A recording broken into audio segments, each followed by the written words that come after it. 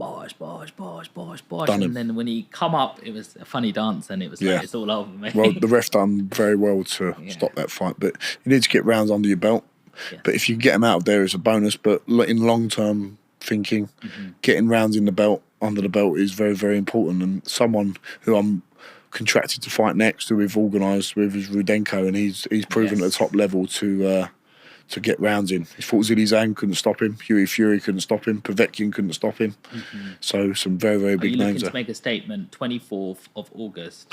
Well, the thing is now the 24th of August fight is off because Jack Catchall, the main event, has broke his ribs. Okay. So we're just in the process of reorganising that fight for in the next month or two. Rudenko's not a joke. No, he's not a joke at all. 44 fights, 36 wins. My most experienced opponent so far. 22 knockouts. Yeah. You know, I only lost 7, and that's not a lot compared to how And the people that he's lost to are the Hughie Furies, Alexander Povetkins, Jared Anderson, who's the hottest prospect in heavyweight boxing right now. So it would be I'm not so much looking to make a statement, I'm just looking to win. Winning is all that matters. And if I get 10 rounds under my belt fighting him, so be it. That's what I need. What do you think of Hughie Fury? I mean, he's like that heavyweight that, you know, he was very young coming on the heavyweight scene. And then, you know, his dad, Peter, you know, said that he had a bit of acne and then there was certain things troubling him. Then he took I think he took a loss and then he disappeared for a couple of years. Now he's coming back, like, you know. Hughie Fury is a really good fighter, technically very good, awkward, big man, 6'6". I've sparred him when I first turned professional. Does he have power? Yes, he does. It doesn't look like he has that finishing power. Yeah, he's not maybe not the power of a Daniel Dubois or Anthony Joshua, but any man over 14 stone 4, which is the cruiserweight limit, can seriously punch. And it's a big unit, lots of experience, great coach in Peter Fury, and he's still a force to be reckoned with. And it's going to be interesting to see how he comes back. A very nice man as well. He looked after me when I came for sparring in Congleton, it's called, near Manchester. Is there different in levels between when sparring Tyson Fury and Hughie Fury? Yeah. Tyson Fury is obviously mixed at the elite top level, but Hughie Fury's fought Joe Parker, Povetkin. I think he drew with Povetkin, if I remember. Was that Michael Hunter? But he still fought at the top level. But yeah, Tyson Fury is the top 1, top 2, top 3 guys in the world. Well, also you've been tipped top 10 in UK. Yep, I'm number 9 now. I looked yesterday, so I'll keep an eye on it. But listen, it's just a nice little thing to be in them names. So I'm not saying I'm an amazing fighter, but it's a great little achievement to be in the top 10 in the UK. So Johnny, let's talk about some fight predictions. You got AJ versus Triple D. You know, from where I'm sitting as an amateur, I'm thinking AJ is the top dog. He's got all the experience behind him. He's been for world title fights already. He looks athletically there. And I'm looking at Triple D, where, you know, I think Joe Joyce beat him, didn't he? Yeah, he did back in a few years back. Yeah, and people said he quit. But obviously, you got to say, Triple D is quite young. He's only a year older than me. Yeah, he's 26. And he's a young, hungry lion. And he can whack. Prove. He can seriously punch. You've sparred with him. He's the hardest person I've ever been punched by. Really? Ever. And his jab is like a right hand when it hits you. Really? It is unbelievable power. He punches like an absolute horse. He's a massive, massive puncher. Really nice guy as well when you see him outside of the ring. But, yeah, I too would favour Joshua because of the experience of the level he's at. But Dubois fought Usyk now, and a lot of people thought Dubois beat Usyk with that body shot. Yeah. I think it was when I looked at it initially, I thought, what a great shot. But he's mixed it. He's on a good run. He's beat Jarrell Miller. He's beat Filip Hrgovic, I was sparring in Texas, who's probably the most technically gifted fighter I've ever been in with. What does that mean? Technically gifted. The punch repertoire, where he throws his shots from, his ability to read his opponent, the footwork, the skill in the mind, and knowing how to break people down. He was fantastic. And I just think, I spoke to him after the fight and he overtrained and he was ill in the build-up to that fight, because I really expected him to do a good job against Daniel Dubois. Yeah. As hard as Daniel Dubois hits, the way he was sparring Hrgovic, he looked unbelievable, but probably peaked a bit too soon. That was about 4 weeks out. But coming back to Dubois and AJ, I would favour AJ, but as Ben Davison, AJ's coach, has said, this is heavyweight boxing and Dubois can seriously whack, and he's proved in his mettle. I know a lot of people said he quit against Joe Joyce, but I'd like to see a lot of people deal with a broken eye socket and their eyeball running about in their head and see how they would feel. But what would you do in that situation? Don't know. Never been there. Would you lose on your shield, as they say, or?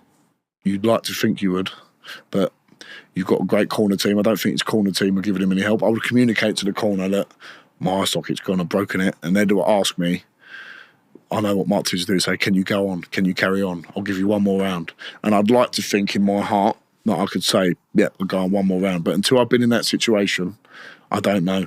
And Dubois could have been like that. I think he could have been like that from round 3, round 4. His eye was getting smashed, and Joe Joyce has got a brilliant jab. Sparred loads of times with him. Solid.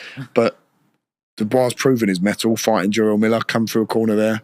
Dubois, when he fought Hrgovic, round 1, round 2, was getting absolutely smashed with right hands and just came through and bludgeoned Hrgovic in the end. So he's proven his mettle, and it's not going to be an easy night's work for Joshua. It's going to be a great fight.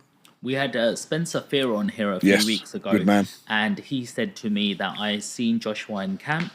Joshua looks like he's just refining what he needs to do. And Triple D's had a new coach come on board, which is trying to strip him back and try and get him ready. And he thinks it's a little bit too soon. Who? Triple D. For Triple D. Yeah. But the thing is, he's fought. He probably. I agree that Joshua is the favourite, but he's mixed with the top guys. Usyk's the best in the division, and he's fought Usyk, and he's fought Jarrell Miller. He's fought Joe Joyce now, albeit a loss, and fought Hrgovic. Where else is there to go other than if you get a shot at the world title, you might as well ever go again. How does Triple D win against AJ? Joshua obviously has got the history of people, the stigma around him of, he can't take a punch. Obviously, you're a heavyweight, you get hit by one of these elite guys, you're going to feel it. I don't think it's that, but it will be playing on his mind that Dubois is a massive puncher. He's just got to bring the fight to Anthony Joshua. He's got to take a few risks in an educated way, and be the aggressor in the fight, not sit back too much. And Dubois got brilliant feet. He comes in a few inches in range, few inches out, and he's very good at counter right hands. Mm-hmm. If you just lean in a bit too much over your front foot, he will sting you with that backhand. And it never drops me, but it will shake you to your boots if it hits you. Have you ever sparred with AJ? No, I'd love to though. I think at one point after the Southern Area win, I was meant to go and spar him, but I was on a holiday somewhere and it just didn't work out the timings. But it'd be an honour to spar AJ because, like every boxing fan and boxing supporter, you look up to someone like Anthony Joshua who changed the game, really. Yeah. He got so many more people interested in boxing, especially when I was at university. The amount of people that knew Anthony Joshua, he has transcended boxing. How good is it, AJ? He's amazing. Think, who's he lost to? He's lost to Andy Ruiz and he beat him in a rematch. And the other guy he's lost to is one of the best ever, pound for pound. Undisputed cruiserweight, undisputed heavyweight. He's just beaten Tyson Fury. And I really think the way that Joshua is on a good trajectory now, confident. I know he's not beat the massive names. He's beat Jermaine Franklin, Robert Helenius, Otto Wallin, and Francis Ngannou. But the confidence that gives you, getting knockout wins. How much does that give you in confidence? You've got to be on a roll. You've got to have confidence. It's like any sport. If you're a batsman in cricket and you scored 350s and 100 in your last 4 games, you're going to be more confident than if you've got 2 golden ducks, or if you're a darts player and you've won a couple of your last tournaments. Mm-hmm. Momentum in sport, momentum in life is a massive thing. So Joshua will be on a high, and if he gets the call to fight Usyk again with his new training team, Ben Davison, the great coach, I think he'll be confident in winning that fight, but it's a tough ask. How important is it to stay active in boxing? Because I see you just fought in February. Yeah. You recently just fought where you've just boxed July. That guy. Yeah, and I want to fight again very quickly. You want to fight. You want 2 more fights by the end of the year. Like, I don't see heavyweights that active. Yeah, it's really important to fight regularly, I think. Why don't they? The politics of making fights is often a thing about it. If you're in really tough wars, you need to recover from the wear and tear because it does take away from you a little bit.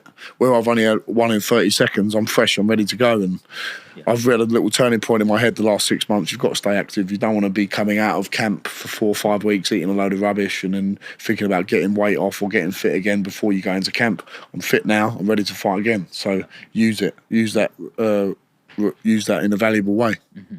What do you think of Turk Ali Sheikh, who's changing the game? He's changed it.